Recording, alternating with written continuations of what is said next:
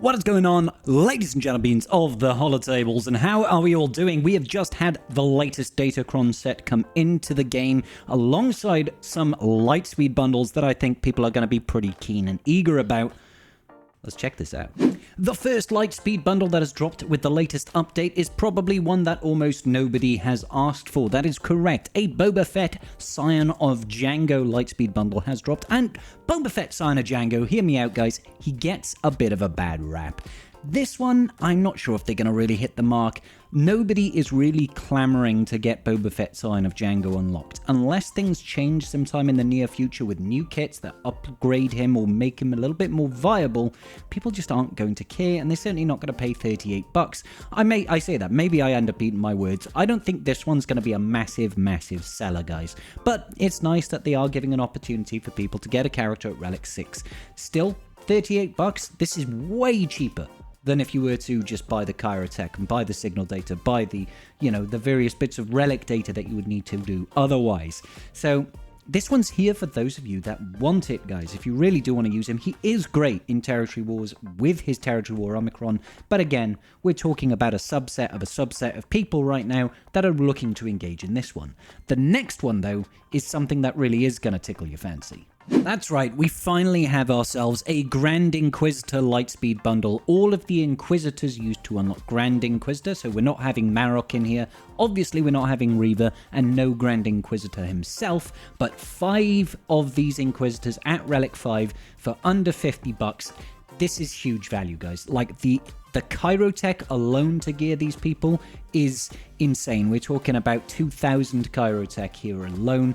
48 bucks or 50 bucks, however you want to cut that cake. Totally worth it here, ladies and gentlemen. Absolutely. If you haven't started working on your Reva yet, this is 100% bend it like Beckham into the back of the net, because this is worth it, guys. This is absolutely worth it. And it gives you a great step up. Helps you towards getting things like the Scythe unlocked, helps you towards getting that TIE Interceptor up and running and all that sort of good business. And at the end of the day, Reva as a team, both in Territory Wars, Galactic Challenges, Grand Arena, Conquest, anything, Rote, any single thing that you want with Reva, fantastic. This gets you Grand Inquisitor straight away, then you just have to take a bunch of them up to Relic 7. Start working on those Reva shards. Lock this one in, guys. This is a total win for everybody.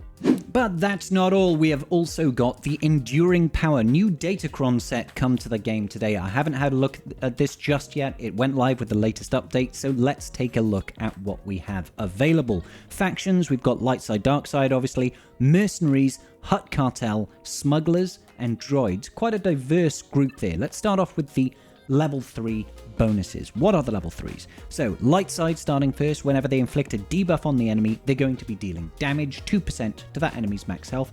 That's a pretty good one. Number of teams make good use of that. Gungans in particular are a standout team with this max health damage whenever they deal a debuff. Whenever light side allies inflict a damage over time on the enemy, they gain a stack of protection up 5% until the end of the encounter. Not many light side allies do damage over time. The one that immediately comes to my thought is Bistan within a Rebel Fighters team. And again, stacking protection up until the end of the encounter, not a great level 3.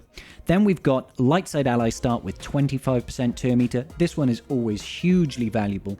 Getting 25% turn meter out the rip is just like instant turns straight away. Always useful in Grand Arena and in Territory Wars. Totally worth getting. When light side allies either daze or stun an enemy, they recover 10% health and protection. Trash, basically. It's garbage, guys. Maybe like the best case scenario there, as I can think, is using Adrad against Imperial troopers. You're constantly dazing them, but that's already a walk, so you don't need it. Whenever light side allies critically hit an enemy 4 or more times in a row, that they will get 5% crit damage stacking until the end of the battle. That's actually 4 times during their turn. Very niche. Basically characters that are doing AoE damage, or characters like Fulcrum that do multiple hits in a single attack. I would say out of this, the winners are definitely the 25% turn meter. Maybe I can see a little bit of benefit to the first one up here as well. Overall, not great on the light side. For the dark side tank ally is defeated, revive them with 100% health, then reset their cooldowns on a bonus turn. This is always a useful one. Characters like Malgus always like this. Anything that's got a lot of tanks, even stuff like Jabba the Hutt would like this with Santi. Actually, it doesn't work with Santi, ignore that. But anything with tanks, dark side tanks reviving is always good. Then we've got whenever dark side allies use a basic ability, they gain crit chance, crit damage, and offense up. This is always useful. Always a useful level 3. In particular useful for things like Imperial Troopers or anybody that gains benefits from buffs. Whenever Darkside allies start their turn with at least 2 buffs that can be dispelled, they gain 5% offense stacking till the end of the encounter. That one's pretty damn good. That's pretty damn good. There are a lot of teams that generate a lot of buffs over time. That, over the period of a battle, can turn into monstrous levels of damage. So I can see myself getting a few of those. Then we've got when Darkside allies start their turn, for each enemy with fewer than 4 debuffs, that ally gains 30% potency into the end of the turn. This is really good niche level 3. It's not widely used, but what this guarantees is essentially, on a team like a Mara Jade team, where you really need that opening debuff to land, this guarantees at the start that enemies don't have 4 debuffs because nobody's been debuffed yet. You're going to be gaining 30% potency for each enemy that doesn't have 4 debuffs. So if you really need to, say, land a shock in the opening turn, this is the datacron that you want to use. It just gets rid of a certain element of RNG and lets you go a little bit softer on modding. So it's a good level 3, that is. Then we've got whenever Darkside allies use a special ability, they gain 15% turn meter. Very useful, again. Let's take a look at the factions then. Mercenaries. There aren't a lot of mercenary leaders right now, the most notable one of course being Balan Skoll, who's not widely adopted at this point.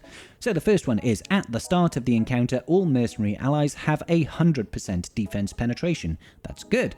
Whenever a mercenary ally attacks out of turn, they attack again, once per turn, dealing 5% more damage for each stack of Soldier of Fortune they have, and whenever an enemy attacks a mercenary ally out of turn, expose that enemy for 2 turns, which can't be evaded or resisted. That is a phenomenal level 3. I'm just thinking, right out the rip, we've got Marok that attacks out of turn very frequently, and we've got Shin Hoti who can call assists. So given the fact that you throw 100% defense penetration on them, then throw in they're also going to be gaining 5% more damage for each stack of Soldier of Fortune that they have, and attack again, this is really powerful. And then anybody that tries to attack them out of turn, they get exposed. Very good level 6 there.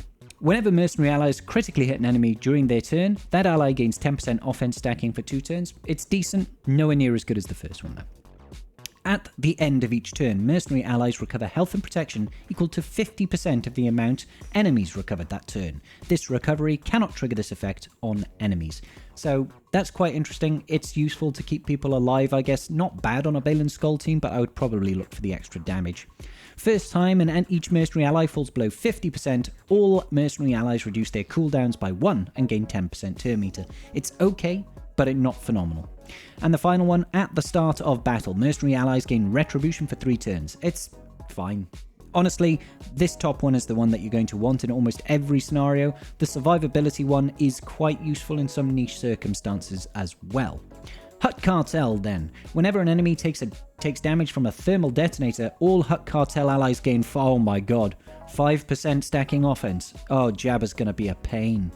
Until the end of the encounter. While an enemy is inflicted with a thermal detonator, they are immune to health and protection recovery. Jabba is going to be an absolute nightmare when this drops. Whenever a Hutt Cartel ally uses a basic ability during their turn, all Hutt Cartel allies gain 10% to... Oh my god. Oh, it's gonna be Jabba is hell. Jabba is hell, guys, right now. Oh no. Alright, whenever a debuff expires on an enemy, Hutt Cartel gains...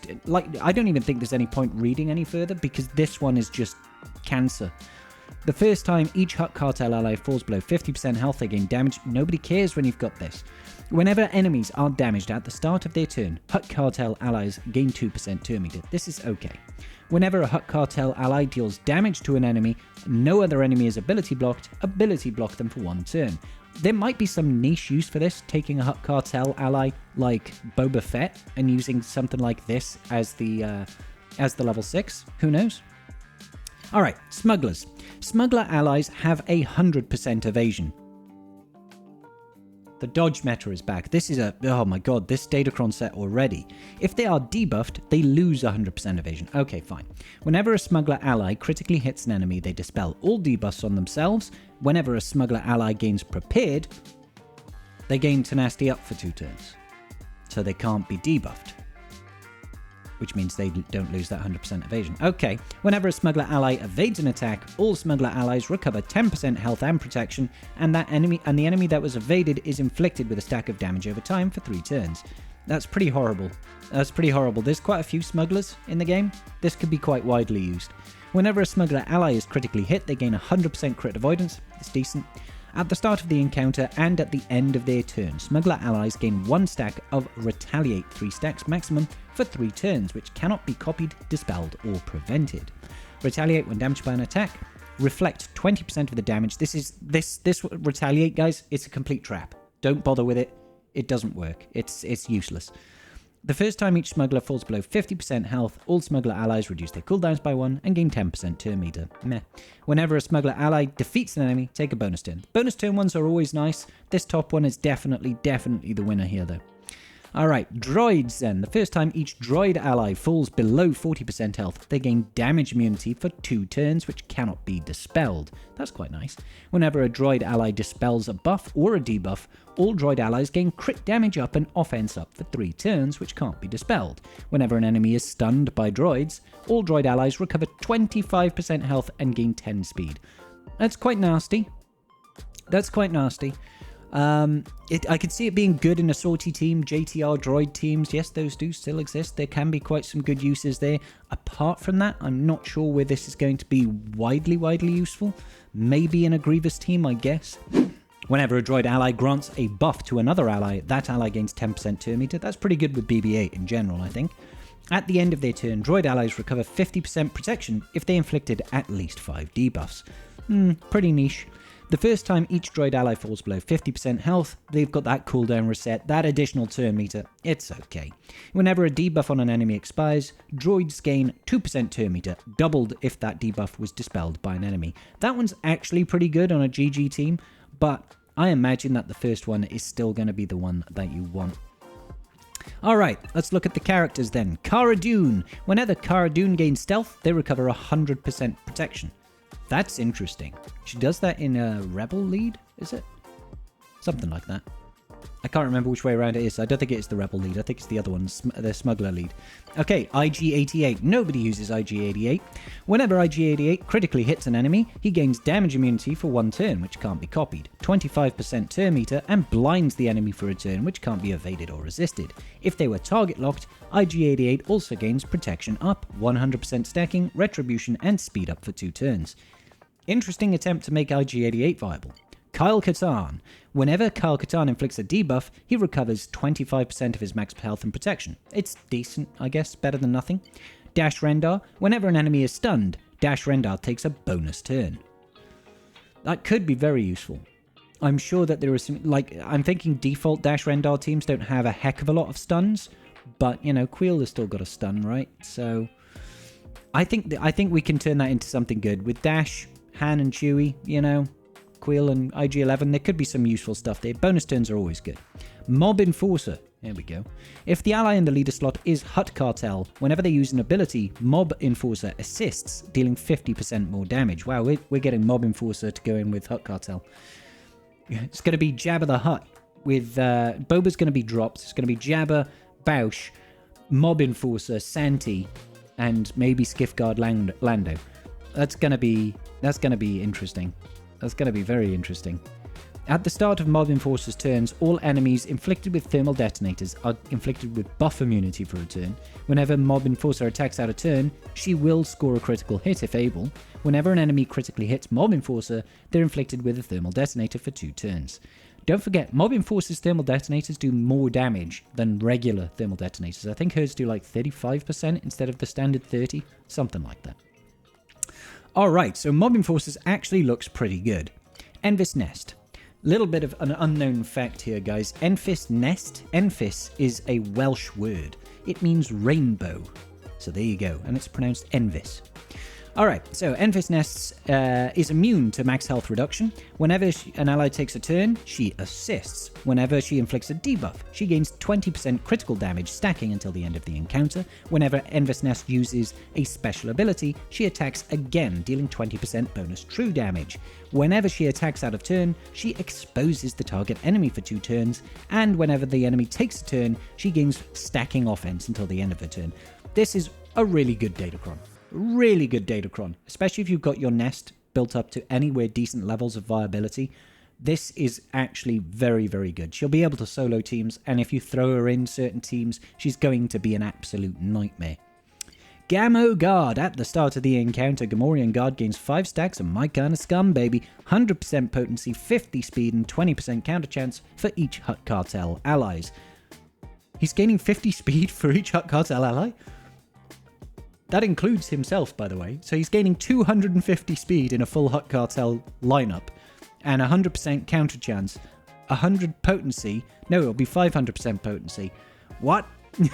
Whenever Gamo Guard inflicts a damage over time, he gains riposte. Whilst taunting, he takes 30% reduced damage from enemies with damage over times or thermal detonators.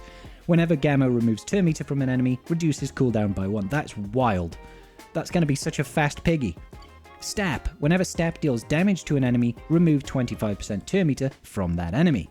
Alright. Imperial Probe Droid. Whenever an enemy takes a turn, Probe Droid takes a bonus turn. During this bonus turn, Imperial Probe Droid deals 100% more damage, and it cannot trigger this effect on enemies. We'll see, because it didn't work like that when we had Fulcrum, for example. They take bonus turns off each other. It's wild.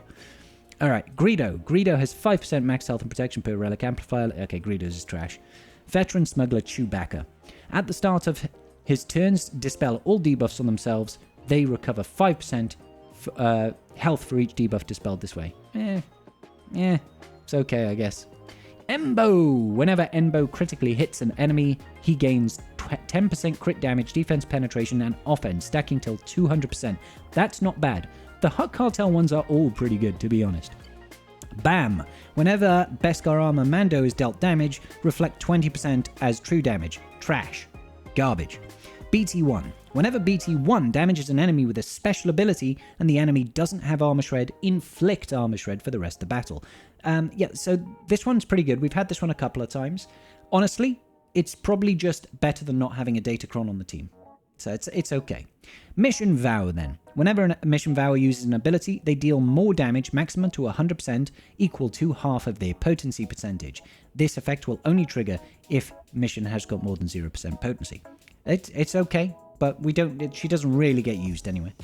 Jedi Knight Cal Kestis. Whenever Jedi Knight Cal Kestis gains a configuration, he gains 5 stacks of Impetuous. Okay, this is already very good. He's gaining 5 stacks of bonus Impetuous.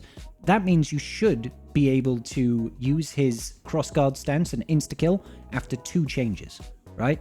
That's huge. Whenever he uses Impetuous Assault, he gains 50% defense penetration and 100% offense for 2 turns. Whenever Cal Kestis gains a buff, he gains 10% defense, stacking. Okay, the Cal Kestis one is really good. That's a really good cron, that is. That's really good. That's a mercenary cron, that is. I'm assuming. Alright, so Sana Staros then. Start of the encounter, all allies, excluding summon units, gain 100% health, max health, 50% protection, and 25 speed for the rest of the encounter, and defense up for 2 turns, which can't be dispelled. Alright, so first things first, Sana Staros. This doesn't have a clause. It's all allies except summoned units. That means light side allies, dark side allies, neutral allies. Anybody gains 100% max health, 50% max protection, and 25 speed. That's really cool.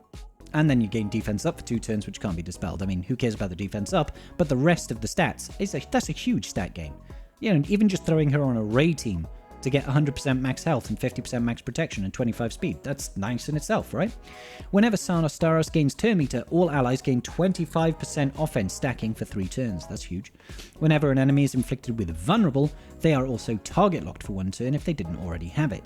Whenever a scoundrel ally uses a special ability, the target enemy loses 40% turn meter, which can't be resisted. Wow, okay, that's pretty good. Whenever a rebel or scoundrel ally attacks an enemy with target lock, they gain retribution for 2 turns, and whenever an ally is defeated, Captain Han Solo gains a bonus turn. His cooldown resets and all allies recover 50% health and protection. Wow, okay. Interesting. Then we've got Cad Bane. Whenever another ally uses an ability on their turn, Cad Bane will assist, dealing 50% more damage. Not bad. HK, please make HK relevant. At the start of the encounter, HK gains 15 speed for each droid or scoundrel ally. At the start of HK-47's turn, he inflicts evasion down on all enemies for 1 turn, which can't be resisted, and whenever an enemy is inflicted with burning or torture, HK-47's ability cooldowns are reset, so he's been designed to work in a Afra team. Whenever HK-47 uses Assassination Protocol, HK-47 inflicts ability block on the target enemy for 2 turns, which cannot be resisted. And whenever an enemy is inflicted with Tenacity Down, they are also inflicted with Fear, which can't be resisted. His first special is an AoE Tenacity Down. HK-47 now has an AoE Fear. That's wild. Alright, I can see him go... That's better than using the BT1 level 9, I'm telling you now. That's sick. Alright, Kira. So Kira, this might be a useful one for using in a Balin team as well. At the start of her encounter, Kira gains damage immunity for 2 turns, which can't be copied, dispelled, or prevented. At the start of her turn, Kira becomes prepared. Whenever Mercenary allies attacks, she assists once per turn if she has health steal up. Whenever she loses prepared, she gains 5 stacks of Soldier of Fortune and 20% potency, stacking to max 100%. Okay, the first time she uses a special ability when she has 20 stacks of Soldier of Fortune, she inflicts heal immunity and protection disruption on the target enemy for 3 turns, which can't be copied, dispelled, evaded, or resisted. All very good things, to be honest. I'm not sure if it's massive. If you don't have any other datacrons for your Balin Skull team, like, maybe this is quite useful. Have to wait and see on that. What are the stats then? We've got crit damage, crit chance, health, protection, armor pen, offense, and tenacity. All of these are pretty good stats to have, guys. Every single one of them. The winners, in my opinion, are always going to be armor penetration. Offense is okay, but usually the rolls are quite low, so you're usually better off going off for crit damage. Health and protection percentiles are always useful, and having a couple in tenacity can be useful for certain scenarios. What's the top end looking like? Up to 100% armor penetration on the 7 and 8. Yeah. Armor penetration is what you're looking for, and crit damage if you're going for offense. Obviously, protection for things like JML, health for things like Ray, and a lot of other things. Some really good stats here, guys. Some really good stats. Alright, okay. That is a pretty cool datacron set, all in all, ladies and gentlemen. Definitely some interesting ones to get on and get going with there. Definitely. The Emphas Nest one, super valuable. I think that we saw another one here that was really good as well. Which one was it? The BAM one is not that great. It's just damage reflection. Jedi Knight Cal Kestis is almost a must-have, I'll be honest. HK-47 sounds very interesting, especially if you've got Afra. Kira's sounds okay. Sanastaros' one is also really cool, just because it's got that blanket stat gains there. Not bad to throw in a random weird team, truth be told. But I think that is going to about do it for our video today, ladies and gentlemen. Make sure you do give a like and a subscribe if you haven't already. Comment down below with your favorite emoji, and I'll see you all for GAC in a couple of hours' time. Peace out, and may the Force be with you.